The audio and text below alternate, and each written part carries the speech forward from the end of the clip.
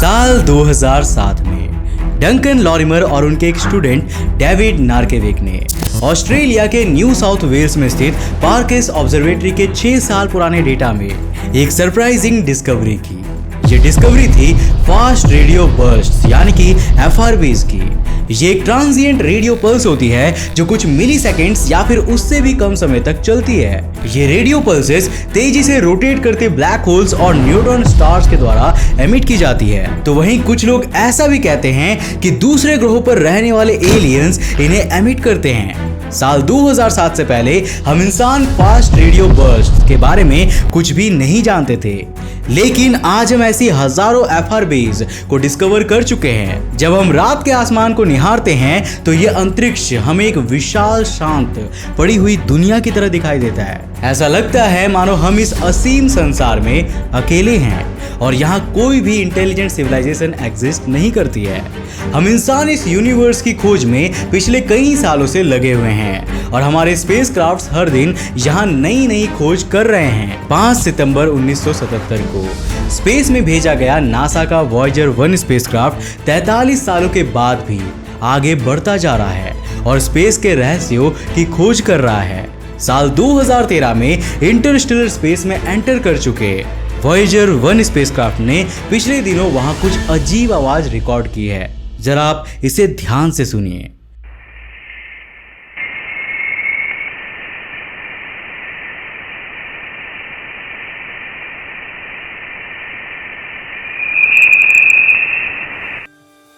तो आखिर ये आवाज क्या है, ये कहां से प्रोड्यूस हो रही है और क्या इसका एलियन से भी कोई कनेक्शन सामने आया है? इसको सुनकर ऐसा लगता है मानो कोई धीमी आवाज में कुछ गुनगुना रहा हो और इसीलिए इसे हमिंग साउंड भी कहा गया है। आज के इस वीडियो में मैं आपको वॉयेजर 1 के द्वारा इंटरस्टेलर स्पेस में रिकॉर्ड की गई इसी मिस्टीरियस हम के बारे में डिटेल में बताने वाला हूँ। तो आज के इस वीडियो को बिल्कुल एंड तक जरूर देखना। तो हेलो गाइज, मैं हूं कौशिक और चलिए शुरू करते हैं आज के इस नए एपिसोड को। दोस्तों, जैसा कि मैंने आपको अभी बताया था, वॉयेजर 1 स्पेसक्राफ्ट साल 2013 में इंटरस्टेलर स्पेस में एंटर हो गया था और उसके बाद से ये आज तक वहां ट्रैवल कर रहा है। वॉयेजर 1 इंसानी इतिहास का वो पहला स्पेसक्राफ्ट है जो इंटरस्टेलर स्पेस में एंटर होने में कामयाब हुआ था। फॉर बिगिनर्स, इंटरस्टेलर स्पेस का मतलब 2 स्टार्स के बीच में प्रेजेंट स्पेस होता है। ये एक ऐसी जगह होती है जहां पर किसी भी स्टार की मैग्नेटिक फील्ड नहीं पहुंच पाती और उसके द्वारा फ्लो होने वाली सोलर विंड्स भी वहां तक बहुत कम ही पहुंचती है। वॉयेजर 1 ने इंटरस्टेलर स्पेस में कई फेनोमेनन को स्टडी करने में हमारी मदद की है और हाल ही में रिकॉर्ड किया गया ये मिस्टीरियस हम भी हमारे लिए इंटरस्टेलर स्पेस से कई रहस्यों को उजागर कर सकती है। तो सबसे पहले तो हमें ये जान लेना चाहिए कि आखिर साइंटिस्ट ने ये मिस्टीरियस हम कब और कैसे डिस्कवर की। इंटरस्टेलर स्पेस में वॉयेजर 1 इससे पहले भी कई सारे रेडियो सिग्नल्स को कैप्चर कर चुका है, लेकिन उन सिग्नल्स में एक चीज कॉमन थी कि वो बहुत ही कम समय के लिए रिकॉर्ड किए जाते थे। लेकिन इस मिस्टीरियस हम के साथ ऐसा नहीं था। इसे नासा की वॉयेजर 1 टीम ने सबसे पहले साल 2018 में सुना था और उसके बाद से आज तक मतलब पूरे 3 साल बाद भी वॉयेजर 1 इसे कैप्चर कर ही रहा है। इसकी फ्रीक्वेंसी 3 किलोहर्ट्ज की है और ये भी लगातार पिछले 3 सालों से स्टेबल बनी हुई है। साल 2018 में वॉयेजर 1 धरती से 2200 करोड़ किलोमीटर दूर था और पिछले 3 सालों में वो 100 करोड़ किलोमीटर और कवर कर चुका है। लेकिन ये साउंड आज भी कॉन्स्टेंटली आ रहा है।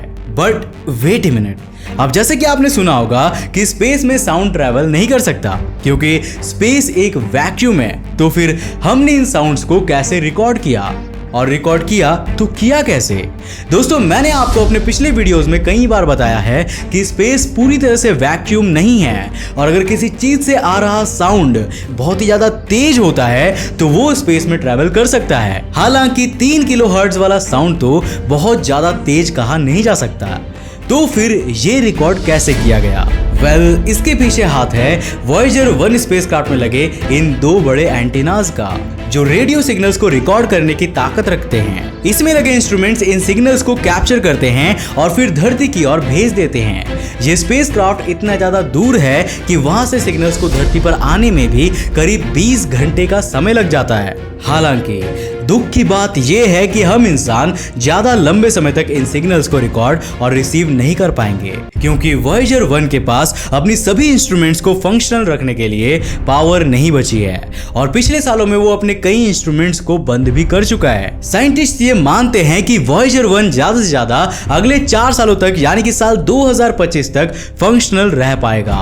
इसके बाद वो स्पेस में ट्रैवल तो लगातार करता रहेगा, लेकिन हमारा उससे कोई भी कम्युनिकेशन नहीं रहेगा और हम सिर्फ अंदाजा ही लगा सकेंगे कि वो फ्यूचर में हमसे कितनी दूरी पर पहुंच गया होगा। खैर, फ्यूचर की नेगेटिविटी को भूलते हुए हमें सबसे पहले आज की पॉजिटिव न्यूज का एनालिसिस कर लेना चाहिए और इस मिस्टीरियस हम के राज से पर्दा उठाने की कोशिश करनी चाहिए। दोस्तों, प्लाज्मा मैटर के 4 फंडामेंटल स्टेट्स में से एक है और इस यूनिवर्स में प्रेजेंट हर वो ऑब्जेक्ट्स जो लाइट को एमिट करता है वो कहीं ना कहीं प्लाज्मा का ही बना हुआ है।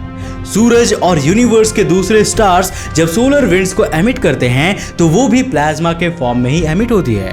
अब जैसे कि मैंने आपको पहले ही बताया था कि सोलर विंड्स का कुछ हिस्सा हीलियोस्फीयर से बाहर इंटरस्टेलर स्पेस में भी एंटर होता है, तो जाहिर सी बात है कि वो वहां पर कुछ इंपैक्ट भी डालता ही होगा। इंटरस्टेलर स्पेस में स्टार फॉर्मेशन के बाद बची हुई कुछ गैसेस प्रेजेंट होती है। ये सोलर विंड्स इंटरस्टेलर स्पेस में एंटर होती है और फिर ये वहां पर प्रेजेंट गैस पार्टिकल्स के साथ इंटरैक्ट करके वाइब्रेशंस क्रिएट करती है।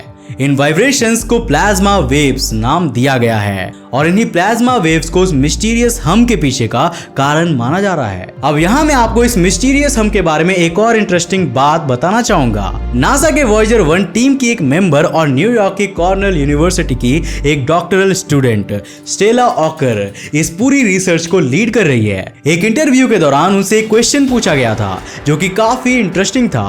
उनसे पूछा गया कि क्या हम इंसान इन प्लाज्मा वेव्स की आवाज को अपने कानों से सुन सकते हैं।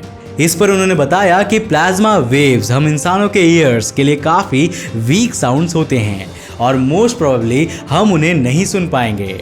अगर हम उन्हें सुन भी ले तो हमें ऐसा लगेगा जैसे कोई पियानो पर लगातार एक ही नोट को बजाया जा रहा है और कुछ महीनों के अंतर में उसकी फ्रीक्वेंसी को थोड़ा थोड़ा बदलता जा रहा है। वो साउंड जो मैंने आपको अभी सुनाया था वो प्लाज्मा वेव्स को ऑडियो सिग्नल्स में कन्वर्ट करने के बाद साइंटिस्ट ने रिलीज किया है और इसीलिए ये थोड़ा अजीब और डरावना लगता है। वैसे आपको बता दूं कि उस मिस्टीरियस हम के पीछे प्लाज्मा वेव्स का हाथ होने वाला थ्योरी अभी पूरी तरह से प्रूवन नहीं है। ये फिलहाल तक साइंटिस्ट के द्वारा किया गया एक अजम्पशन ही है। मतलब हो सकता है कि इस मिस्टीरियस हम के पीछे का कारण कुछ और ही हो एंड यही कुछ और दुनिया के कई लोगों को इसे एलियंस के साथ जोड़ने का मौका देता है। बहुत से लोग मानते हैं कि ये आउटर स्पेस से आने वाले रेडियो सिग्नल्स भी हो सकते हैं जो वहां रहने वाले इंटेलिजेंट एक्स्ट्रा टेरेस्ट्रियल सिविलाइजेशन ने हमसे कम्युनिकेट करने के लिए भेजे हो। यहाँ ध्यान रखने वाली बात यह भी है कि अगर किसी एलियन सिविलाइजेशन ने ऐसा किया होगा तो वो टेक्नोलॉजिकली हमसे बहुत ही ज़्यादा एडवांस्ड होंगे। हालांकि ये भी एक अजम्पशन ही है और हम इन सिग्नल्स को एलियंस के साथ भी इजीली जोड़ नहीं सकते। अब जाहिर सी बात है कि नासा के रिसर्चर्स तो इस मिस्टीरियस हम के पीछे का साइंटिफिक आधार ही देख रहे होंगे और वो इसकी स्टडी भी उसी बेसिस पर कर रहे होंगे। इस कारण से नासा को इंटरस्टेलर स्पेस के बारे में जानने का और भी बड़ा मौका मिल गया है। इन प्लाज्मा वेव्स की स्टडी से हम इंटरस्टेलर स्पेस में प्रेजेंट मटेरियल की डेंसिटी को मेजर कर सकेंगे और उसके स्ट्रक्चर को भी एक्सप्लोर कर पाएंगे। जब वॉयेजर 1 को स्पेस में भेजा गया था तो ऐसा माना जा रहा था कि ये मिशन 5 से 6 साल तक ही चलेगा, लेकिन 43 साल से भी ज्यादा बीत जाने पर भी ये मिशन आज भी कंटिन्यू है और हमारे लिए अंतरिक्ष के रहस्यों को उजागर करने में लगा हुआ है।